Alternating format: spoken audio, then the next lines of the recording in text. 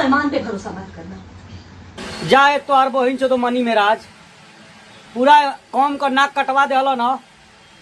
तू अब बनू द ग्रेट जब रूम के अंदर शादी कैला लोग तक केहू नहीं जानल, प्यार कैला लोग इजहार कैला लोग तक केहू नहीं जानल। आज बनू द ग्रेट चिल्ला चिल्ला कह रही है कि मुसलमान पे भरोसा नहीं करना चाहिए।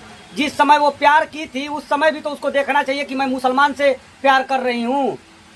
तू तो हर बहिन तो मनी मेराज तोहरे वजह से पूरा कौम बदनाम हो गई कि कभी मुसलमान पे विश्वास नहीं करना चाहिए। वीडियो सुना बोलना चाहूंगी और ये सच है कि किसी मुसलमान पे भरोसा मत करना। ई माधर चोत पूरा कौम का नाक कटवा दिले बा कि आज एक वजह से सुने पड़ा था कि मुसलमान कितना भरोसा के काबिल हो। पंजाब देख लो, मुसलमान कितने भरोसे के काबिल है। आजादी देख लो, लेकिन लड़की भी सही है, किसी का भी इज्जत जाएगा तो वो गाली देगी। जब उसके साथ मनी में राज किया है तो वो गाली दे रही है। जा तो आर बहिन चो चुल्लू भर पानी में डूब के मरे माधर चो तोहरे वजह से पूरा कौम गाली सुन ला। आज मैं बोल रही हूँ, जो लड़की बोलती थी कि हिंदू मुसलमान कुछ नहीं होता, सब एक होते हैं, लेकिन मैं गलत साबित हुई। आपने साबित किया, एक मुसलमान ने साबित किया।